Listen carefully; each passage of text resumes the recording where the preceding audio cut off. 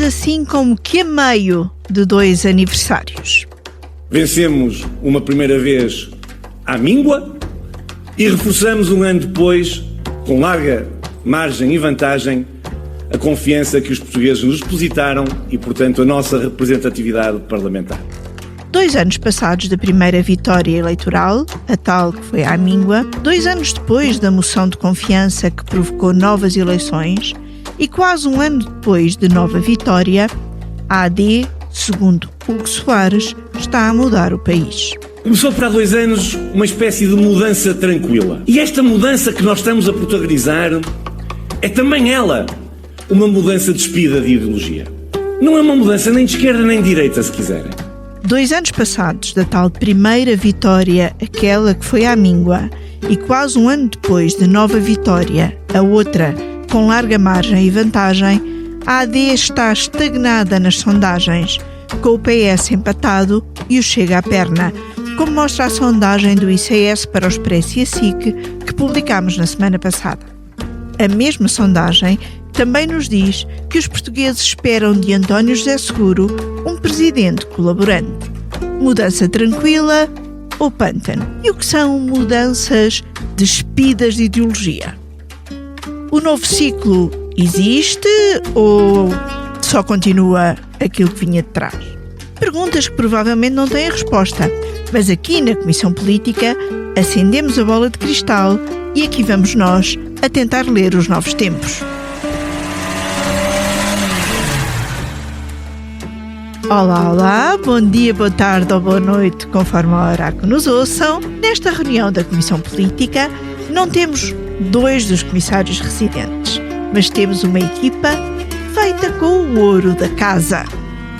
Temos, portanto, connosco o João Pedro Henriques. Olá, Viva. João Pedro. Olá.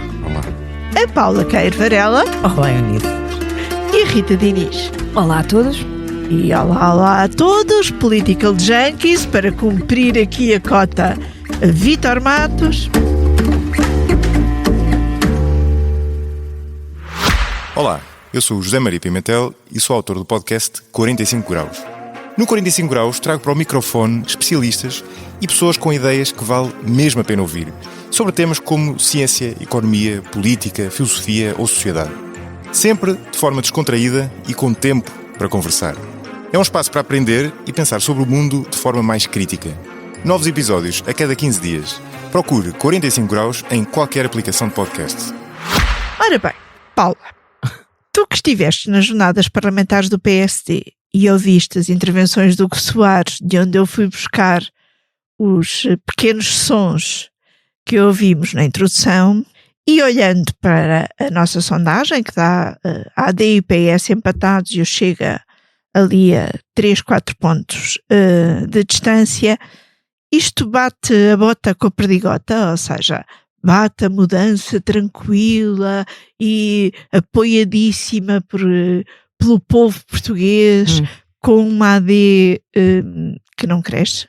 Pois, não sei responder-te. Na cabeça do secretário-geral do PSD e líder parlamentar, qualquer coisa bate, ou pelo menos quer que passe essa mensagem. Não há aqui uma novidade no discurso de Hugo Soares, sendo que Luís Montenegro tem procurado manter-se neste rumo desde o início, é aquilo que ouvimos desde que tomou posse. Planar à esquerda e planar à direita para planar ao centro. Exato, o centro moderado, o bloco do meio, enfim, há N exemplos de diferentes fórmulas para dizer a mesma coisa, e que não é uma disrupção em relação àquilo que ele pensa desde o início. Quando digo ele, estou a falar do líder, mas da liderança do PSD. Mas também há aqui uma tentativa, é que estas jornadas chegam numa fase que, mais do que ciclo político novo, pós-eleitoral, que também serviram para marcar, acontecem num contexto particular, que foi o das repetidas intervenções de Pedro Passos Coelho, a falar sobre a ausência de reformas e o facto de esta maioria não ser aproveitada para fazer as reformas que o PSD prometeu que faria quando chegasse ao poder, e portanto eu acho que este discurso também é uma forma de resposta a essas críticas. Portanto, não sendo reformas, às tantas o que Soares diz, não são são reformas comportamentais. Dá como exemplo, salvo erro, o aumento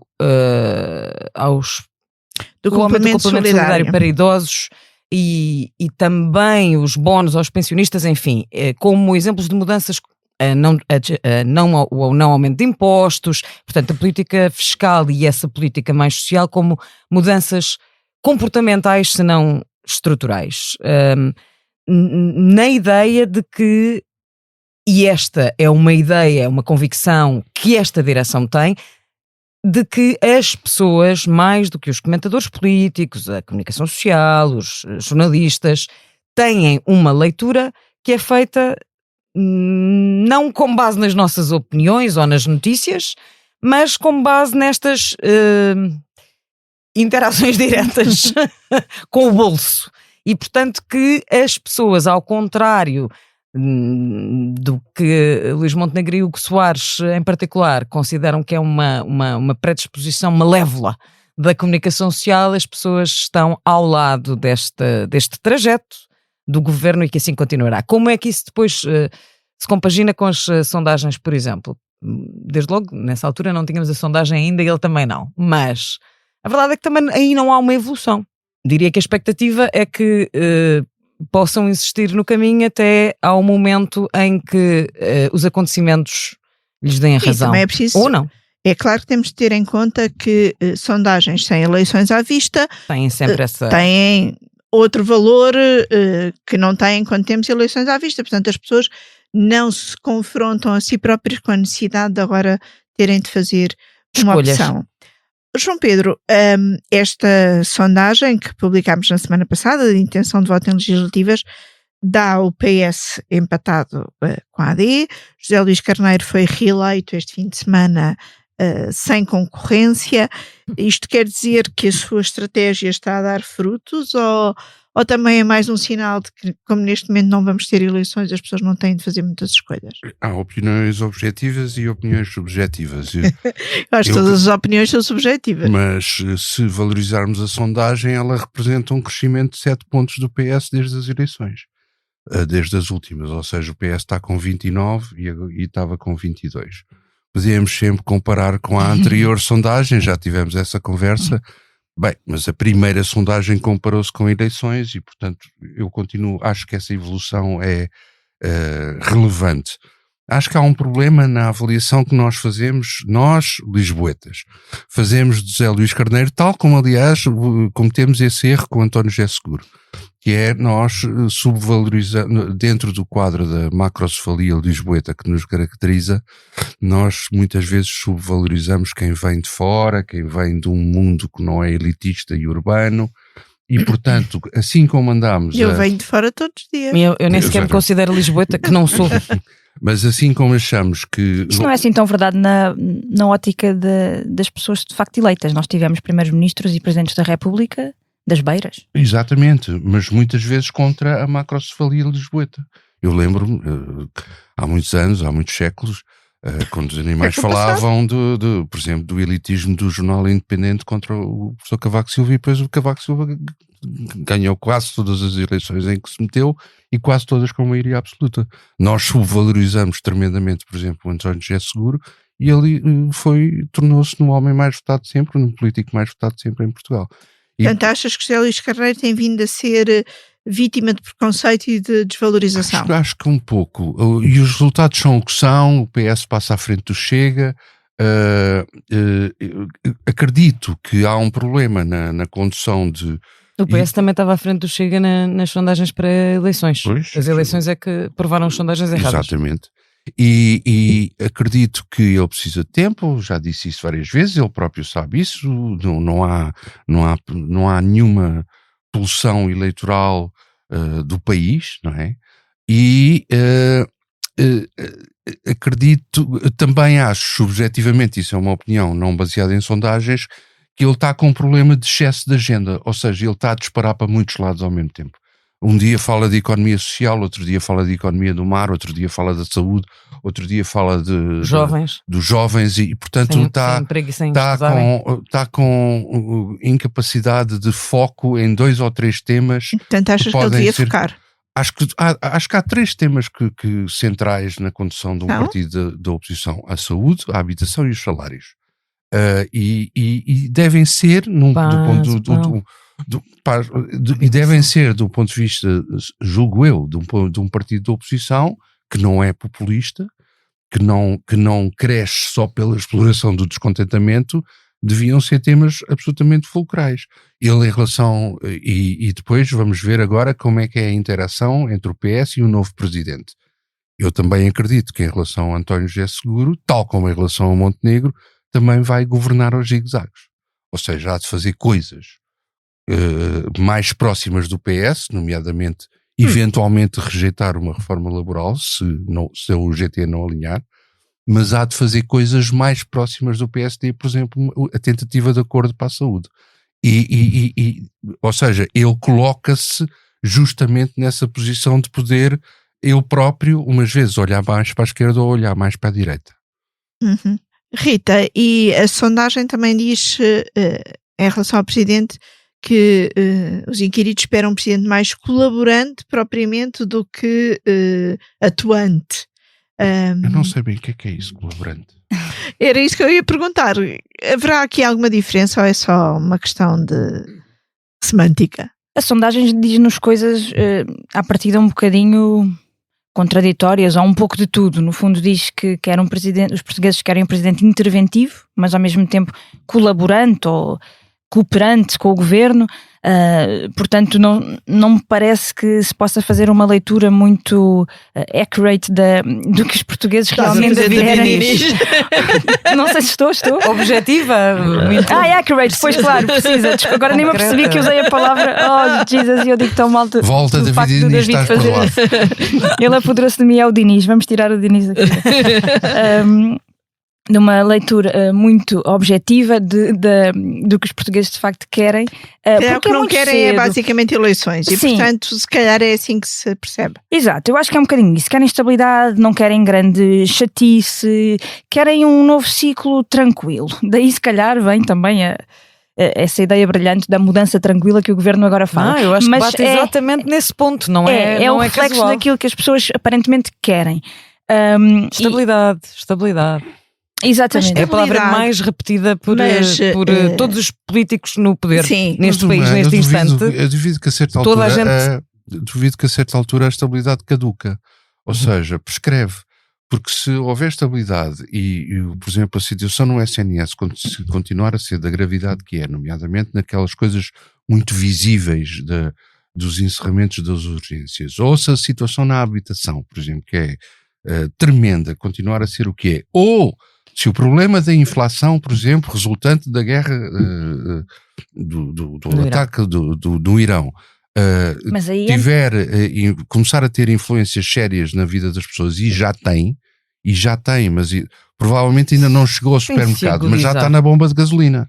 E no supermercado já está há algum tempo, e vai continuar a estar. Se a estabilidade for no sentido de fica tudo na mesma, às tantas. E como é que se compatibiliza estabilidade com mudança? Que foi António José Seguro, no seu discurso de posse, na prática, ele dá estabilidade em troca de mudança. Da Rita, estabilidade em troca de mudança. A exigência da parte dele é exigir o tal ímpeto reformista que Pedro Passos Coelho também exige ao governo. Era aí que eu queria chegar, porque isto cruza com a ideia de é preciso fazer e depois é preciso ver se há ou não há bloqueios para as coisas serem feitas. E isso cruza com o que Pedro Passos Coelho dizia, cruza com o que António José Seguro vai pedindo, que é aqui que as coisas se encontram.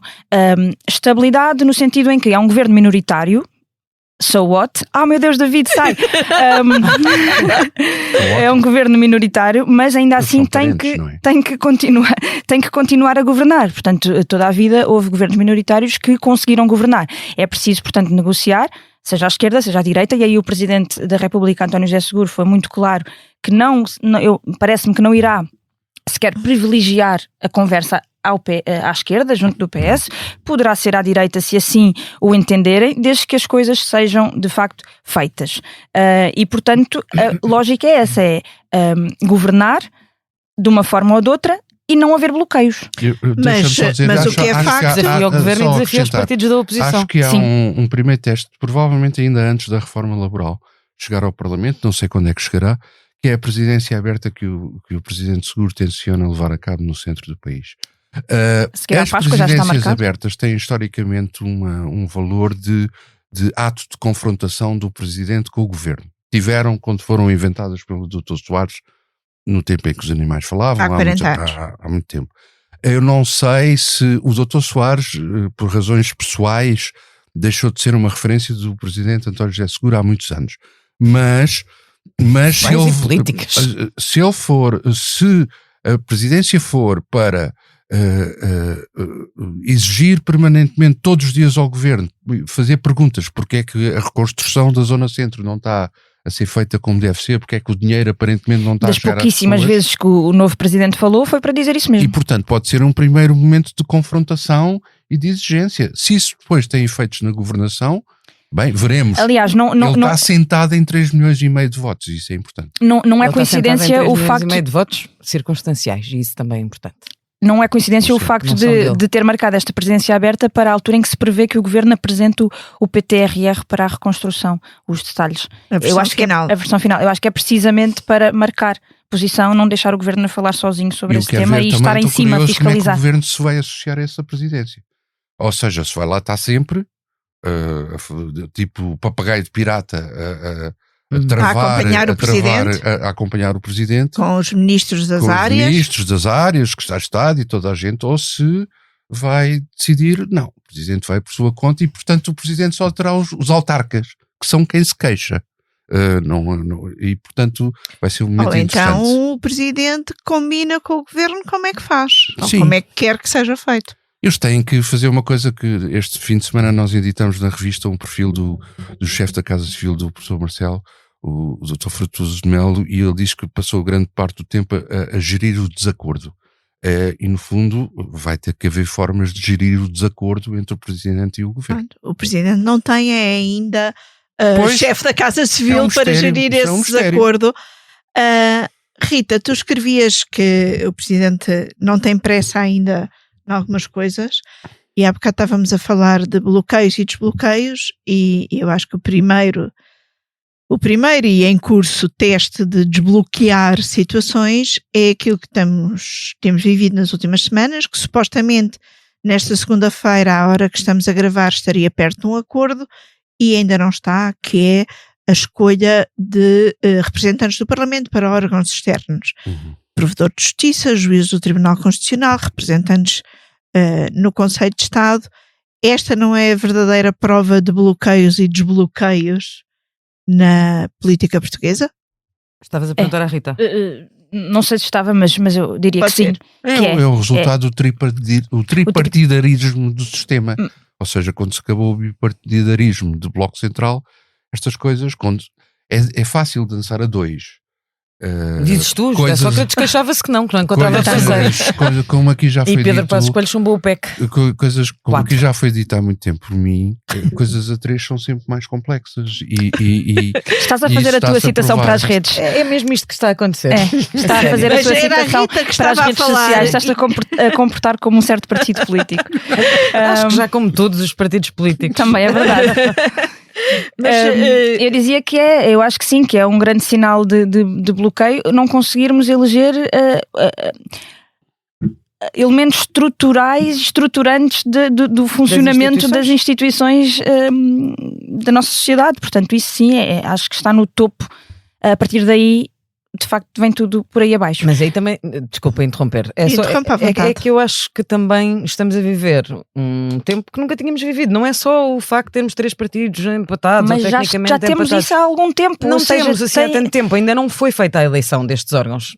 Pois, há 8 meses. Com esta reconfiguração do Parlamento, não temos assim há tanto tempo. Eu sei que os tempos correm de uma maneira que nos atropelam, mas ainda não foi possível. Justamente nunca tínhamos chegado aqui, nunca tínhamos tido o PS como terceiro partido parlamentar. E toda a tradição do sistema político parlamentar português assentava num acordo tradicional entre estes dois partidos. Mas é preciso perceber que a realidade mudou. Mas se calhar é isso que temos que ir dizer a um ou outro partido que estão a bloquear mais do que um ou outro partido. Portanto, haverá partidos que estão a bloquear mais que outros? Eu, em princípio, diria que sim. Se calhar aqueles que nunca tinham estado nesta posição podem ter alguma dificuldade em encontrar-se relegados também naquilo que diz respeito à proporcionalidade da representação nestas instituições. É mais difícil, com certeza, para o PS, sejamos claros. Deixemos aqui.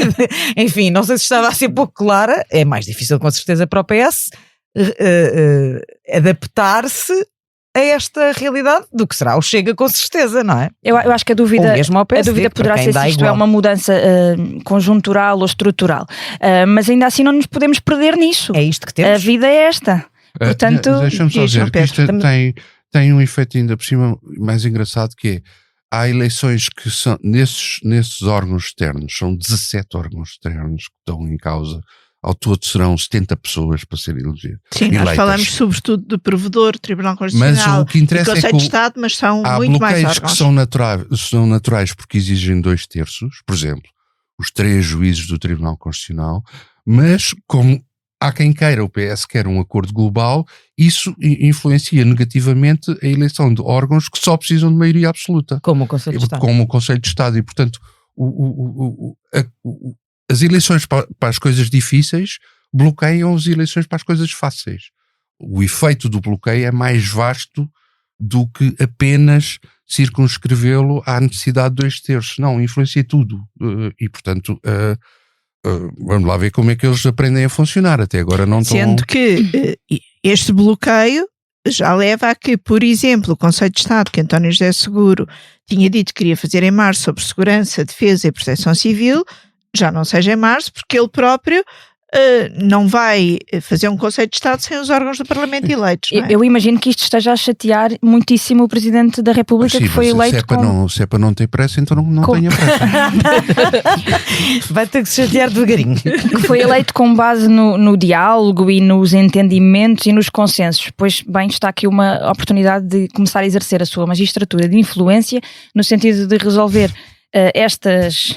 estes bloqueios que falávamos aqui agora, não só por isso, deixa de conseguir ter o seu Conselho de Estado, que é o órgão de aconselhamento do Presidente da República em funções, mas porque todas as instituições ficam bloqueadas por causa da realidade que ele próprio já podia ter indicado os seus 5 nomes para o Conselho de Estado e também ainda não indicou. Estava a dizer, a realidade atrapalha imenso, atrapalha boas histórias, boas notícias, às vezes os factos não batem certo e não dá, nós adorávamos e não dá, e também vai atrapalhar as intenções do Presidente da República e tudo o que ele disse sobre estabilidade.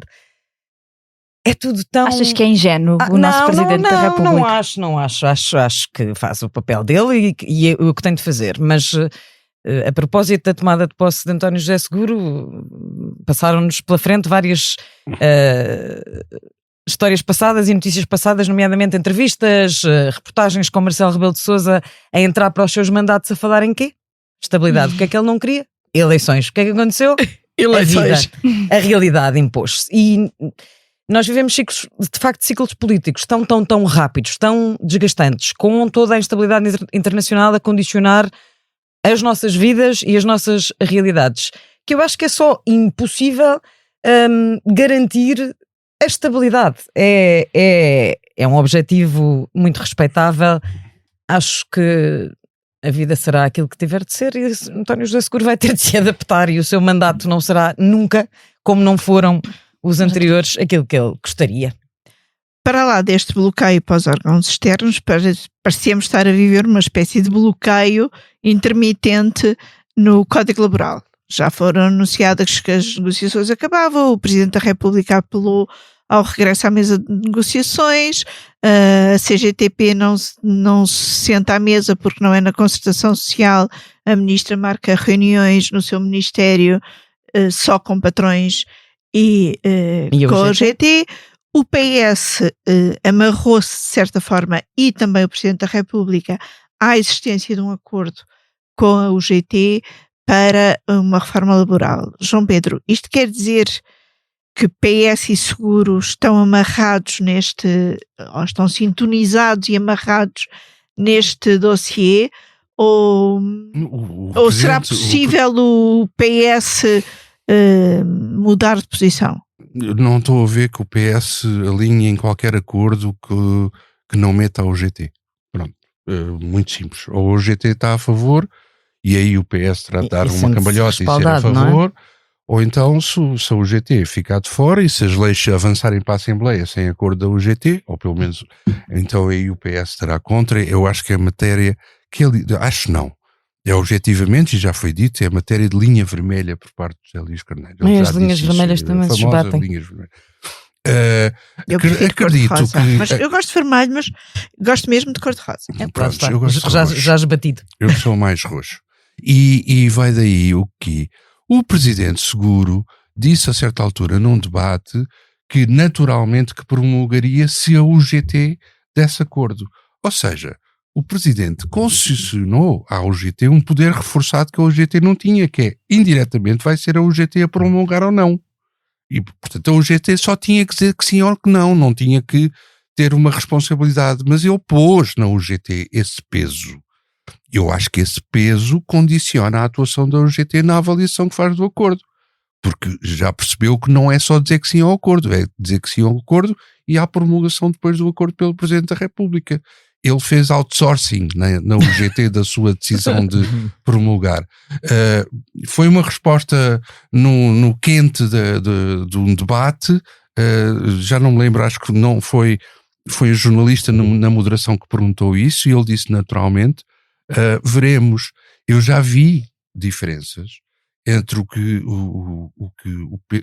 coisas que António José Seguro disse nos debates e depois mas ele foi muito claro o que ele põe nos na campanha. Ou seja, ele foi muito claro sobre o veto na campanha, não foi só no debate. O veto era se ficasse como entrou. Ele foi dos primeiros, já não está como entrou. Na altura, candidatos dos primeiros a dizer claramente o que faria. Sobretudo ele disse que isto não era preciso. Ele disse que isto não era preciso. Não é por causa das leis laborais que há um problema, há um enquistamento do desenvolvimento económico do país. Pois, mas Luís Montenegro também não só pensa ao contrário, ele diz o contrário, como também já lhe respondeu, não é? Não vai eternizar a discussão. Mas para fazer passar aquilo que venha a ser o pacote laboral, Luís Montenegro precisa de parceiro no Parlamento. E como é que ele resolve isso? Estás-me a perguntar, estou a perguntar como é que ele resolve ou como é que ele acha que resolve? As duas coisas, podes responder das duas maneiras. Ele acha exatamente o mesmo que sempre achou. Eu repito-me tantas vezes quando falo sobre esta maneira de pensar.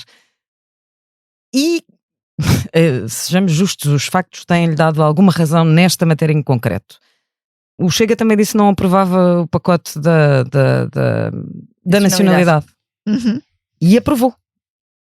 E portanto eu acho que ele acha que ainda pode chegar a acordo com o Chega, não tem a concertação social inteira ao lado dele, ou não tem, no caso, a UGT, mas pode, com a proposta que levar ao Parlamento, negociar. Agora, o que eu não acho, seguramente, não me parece de todo, é que ele possa prescindir dela. Não pode arrumá-la na gaveta e dizer, não há acordo, o Presidente diz que veto. É um veto político, não é? Se ele tiver essa maioria no Parlamento, o que é que o Presidente pode fazer? O Presidente pode vetar uma vez, mas depois, se houver uma maioria que confirme... Mas reconfirmar ipsis verbis, não pode tocar numa vírgula. Sim. Não pode tocar numa vírgula. Eu não sei, a minha dúvida é saber se isso representará, do ponto de vista do Presidente Seguro, um momento de confronto com o Governo e se... Ou um momento de confirmação. Quem é que quer... ou um seja momento como for, de o que conformação. O que vier a fazer vai marcar o mandato e a relação entre as partes. Oh Rita, tu estiveste na primeira saída, por assim dizer, foi de facto a primeira saída do Presidente no dia a seguir à posse, num território, numa aldeia de Arganil, onde Seguro foi para chamar a atenção para outras coisas, mas onde fez o apelo ao regresso às negociações. Este assunto não corre o risco de marcar demasiado o arranque desta presidência e eventualmente vir a marcar demasiado a relação com o Governo? Pode acontecer, como a Paula dizia, pode ser o primeiro momento de embate entre Governo e Presidente e o primeiro momento de embate do Presidente com a realidade. Pode ser, e pode ser o primeiro choque, no fundo, o primeiro medir de forças e até um de choque cada com a realidade. Sim, mas o que é que eu posso dizer sobre isto? Eu acho que mesmo que o governo faça este braço de ferro, no fundo esta demonstração de força ao dizer eu tenho aqui uma maioria de direita na Assembleia que me aprova este pacote legislativo, esta reforma estrutural e portanto mesmo que o Presidente não concorde com ela aqui está e a maioria é esta, eu não acho que isto seja necessariamente um golpe para António José Seguro, que foi o presidente eleito a pedir isto mesmo, a pedir que se... Nem eu acho que Luís Montenegro vá fazer disso um braço de ferro, não vai ser assim que ele vai vender, ele não vai aparecer como o opositor a António José Seguro, ele não tem interesse em afrontar ou confrontar ou colocar o presidente nessa posição de uma forma muito evidente. Sim, tu escrevias precisamente isso no texto Estamos todos do semanário. Aqui a começar e estão todos ainda, não é? Sobretudo porque, enfim, todos têm um objetivo comum que é a tal da estabilidade para que não haja eleições antecipadas. Mas eu não estou a dizer que ele vai fazer disso um braço de ferro. Eu só estou a dizer... Demonstração de força. Nem isso. É mostrar só, quem manda. mais uma vez... na cabeça dele vai ser assim, acho eu, a realidade da atual situação política. Se tu tens uma maioria que te aprova, no caso, uma reforma laboral que é a par com a imigração, a única grande reforma que o governo tem para mostrar até agora, quer dizer, o presidente não pode nada, não pode rigorosamente nada. Não é ele que faz o braço de ferro, é a realidade que... E pegando na nacionalidade... Mas eu não vejo que isso seja não vejo que isso seja um grande problema para o presidente se a reforma for aprovada. Ele fica o veto político, fica manifestada a sua discordância. Eu não disse que será um grande problema, disse só que será determinante não sei, daí para a frente. Do ponto de vista de José Luís Carneiro seria assim, ótimo, 5 estrelas que o PSD se entendesse no Chega, com o Chega, para fazer esta reforma. Quer dizer, se for esse o caminho final, o PS adora isso. O José Luís Carneiro está a ensaiar uma espécie de e isso está claro na moção dele, na moção global, de o PS polarizar, aglutinar o máximo que puder da rejeição ao Chega. E portanto, se o PS puder atirar... aquilo que Seguro fez. Para replicar um bocadinho a segunda volta.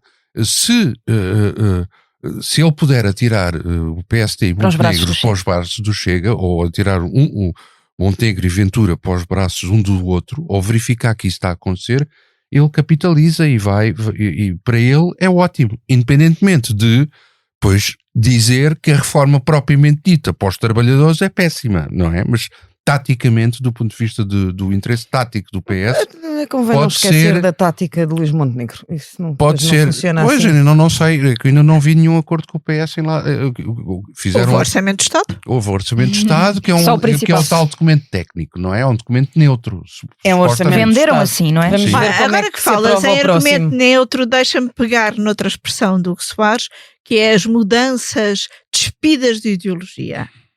Há política despida de ideologia, há Código Laboral despido de ideologia, há Lei da Nacionalidade despida de ideologia. Não há Lei da Nacionalidade, não houve garantidamente despida de ideologia. Mas agora o PSD apelou novamente tanto ao PS como ao Chega. O Código Laboral não está, as reformas do Código do Trabalho não estão de todo despidas de ideologia, não é? Diminuir o IRC não é despido de ideologia. E, portanto, isso é uma coisa que o Soares pode gostar de dizer. Pronto, ok. É spin também, mas fica... É isto e mais isto. É só isto, não é? Agora, eu compreendo que ele fala a uma vasta parte do eleitorado que há muito eleitorado, de facto, diz que está farto de ideologia. É mais isso. É muito mais isso. Agora, mas está farto de ideologia no sentido em que está farto de confronto entre os partidos, muitas vezes confronto desnecessário, supérfluo. O Luís Montenegro quer aparecer acima justamente dessas concessões estanques. Agora, é a ideia das gavetas. A ideia das gavetas que o próprio Seguro tentou rejeitar inicialmente. É Luís Montenegro achar que o PSD só pode vencer eleições indo um bocadinho ao centro, de facto, e indo também buscar eleitorado que lhe escapou à direita para o Chega. E isto foi onde ele esteve no princípio e é onde ele continua a estar. Não há nenhuma novidade aí. De facto, para seres um catch-all, foi só apanha tudo. Agora foi de propósito. Apanha tudo. Um partido que apanha aos dois lados é aquilo que Luís Montenegro entende. Quando Hugo Soares, enfim, que às vezes se confundem, na minha cabeça pelo menos, diz despida de ideologia, é muito mais nessa medida e de querer ir ao encontro daquilo que são as dificuldades, as ambições, as necessidades das pessoas. Por isso é que eles repetem que esta é uma mudança tranquila com a adesão de quem conta, que é o povo.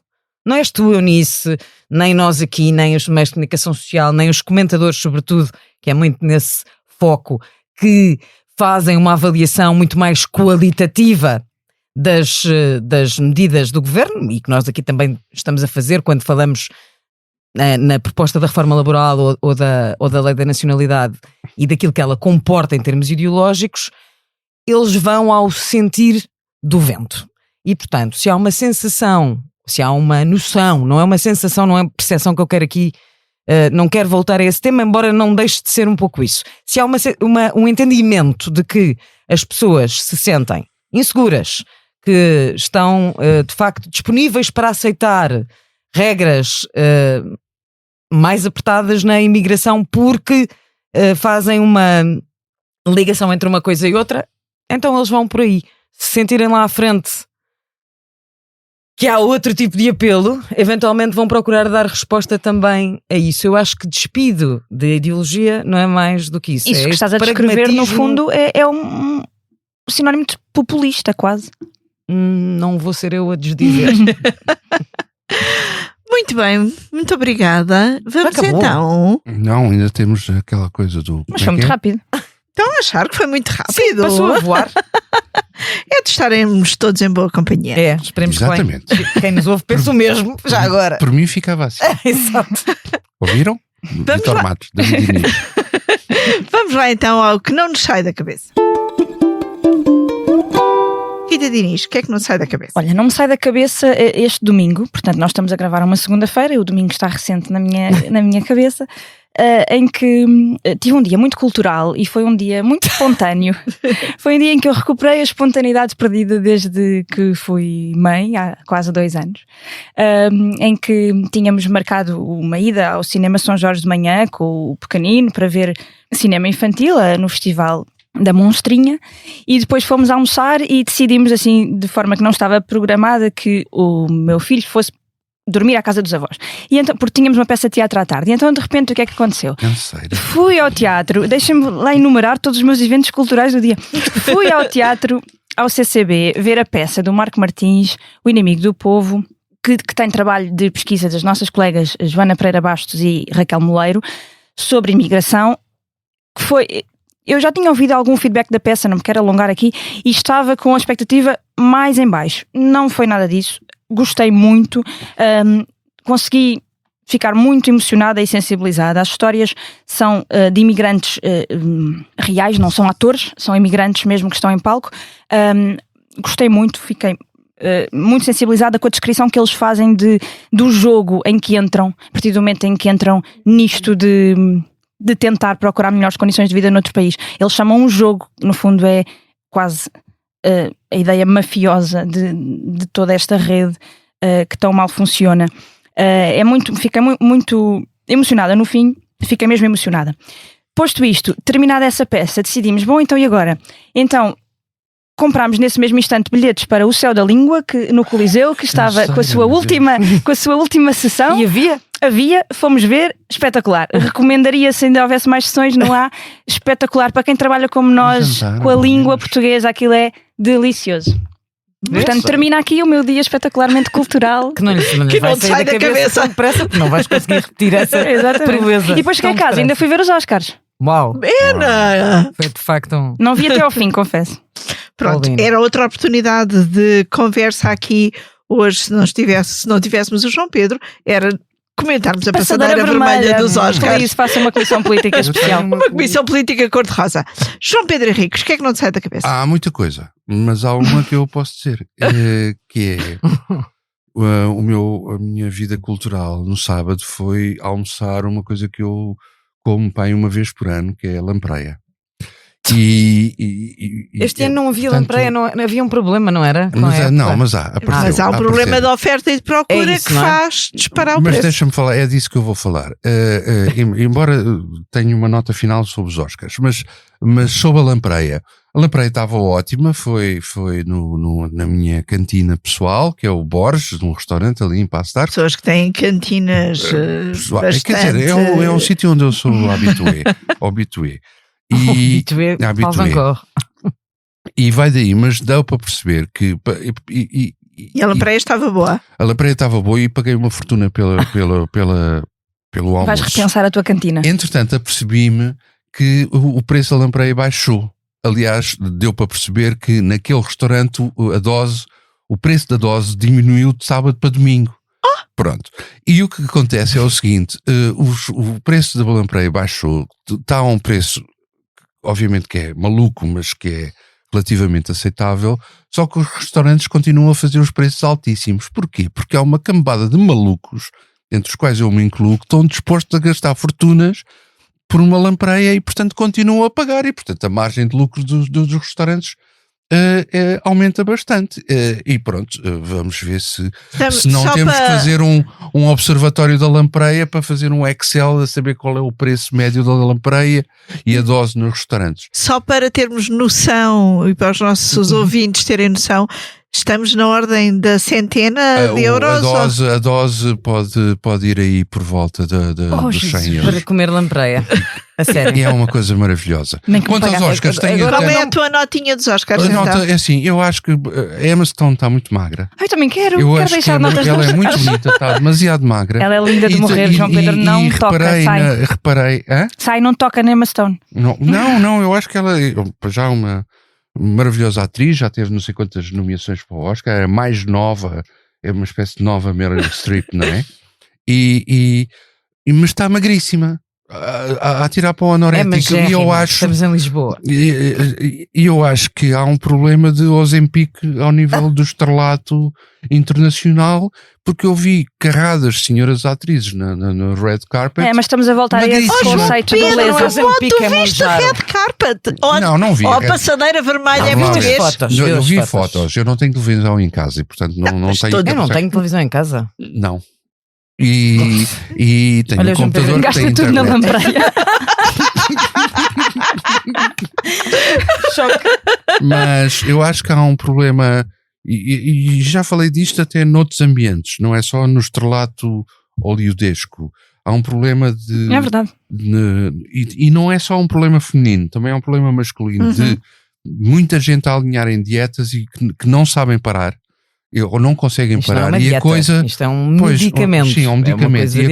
Mas é um medicamento tomado como se fosse uma dieta. Mas estás a dizer que a Emma Stone toma esses medicamentos? Não estou a perceber onde é que aquilo não está bem, não está saudável. Não está saudável. Então não fales da Zendaya, por favor. Vamos então. Este que não me sai da cabeça está-se a transformar numa nova parte. No segundo debate. No segundo debate, exatamente. Paula Queiro Varela, o que é que não te sai da cabeça? Vou tentar ser mais breve. Não me sai da cabeça um livro, que não posso ainda falar sobre o livro todo, porque ainda agora comecei a ler. E não és como certas pessoas que já leram o fim quando começaram a ler o livro? Não sou como tu, Eunice Lourenço, e também não é esse tipo de livro, e também não é um livro novo, mas eu sou aquela leitora que acha que os livros nos encontram quando nós precisamos. E que livro é? Se calhar não sou essa leitora, sou essa pessoa, mas enfim, o livro é O Louco de Deus no Fim do Mundo. Eu ainda não li, quero ler. Do Javier Cercas, e sim, vais querer ler. Para quem não sabe, não é um romance, é um livro de memórias ou uma reportagem sobre a viagem do Papa Francisco à Mongólia, mas sobretudo é uma viagem de alguém que está à procura de respostas sobre a sua fé, ou no caso sobre a sua ausência de fé, porque o Javier Cercas é um ateu, confesso. E olha, não me sai da cabeça que acho que a literatura, nós andamos quase sempre à procura de respostas, não é? E a literatura não nos dá respostas. Se for boa, até muitas vezes o que nos dá é mais inquietações, mas dá-nos uma um conforto de percebermos que não estamos sozinhos nas inquietações, e isso é, enfim, não tem par. E a ti, o que é que não te sai da cabeça? Ainda bem que a Paula repôs aqui alguma dignidade a este que não me sai da cabeça, porque o David e o Vitor iam ficar extremamente chateados por toda esta bandalheira em que nós transformámos a comissão. O que não me sai da cabeça. Que é bom encontrarmos assim nestas... Foi bonito. E Eunice, o que é que não te sai da cabeça? Olha, não me sai da cabeça uma música que eu já cantei, inclusive aqui na redação a semana passada várias vezes.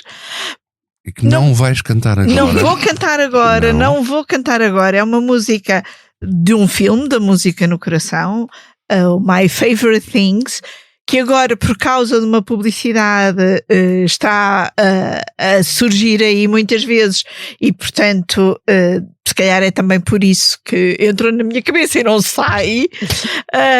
Há uma versão em português pela Simone de Oliveira, que eu convido a ouvir. Não sabia. Mas a versão que vos vou deixar no fim desta comissão política é a versão da Música no Coração mesmo.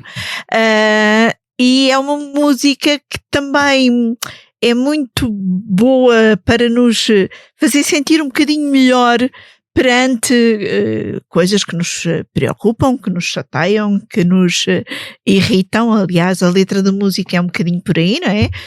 Quando o cão nos morde, quando há uma trovoada, ajuda-nos a pensar nas coisas de que gostamos.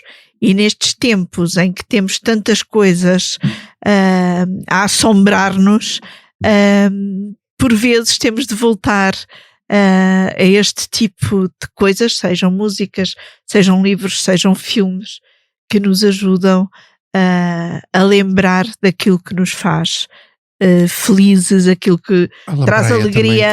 Exatamente, a lampreia, as coisas assim, a lampreia do Dilvia, a literatura, todos são coisas que nos ajudam a melhorar a nossa vida, a melhorar um bocadinho os nossos dias, e por isso vos deixo no fim desta comissão política, gravada na tarde de segunda-feira, 16 de março, com os cuidados sonoros da Salomé Rita, com a ilustração do Carlos Paes. Deixo-vos com a Julie Andrews e o My Favorite Things.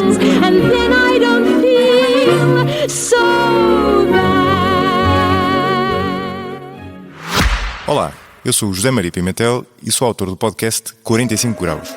No 45 Graus trago para o microfone especialistas e pessoas com ideias que vale mesmo a pena ouvir, sobre temas como ciência, economia, política, filosofia ou sociedade. Sempre de forma descontraída e com tempo para conversar. É um espaço para aprender e pensar sobre o mundo de forma mais crítica. Novos episódios a cada 15 dias. Procure 45 Graus em qualquer aplicação de podcast.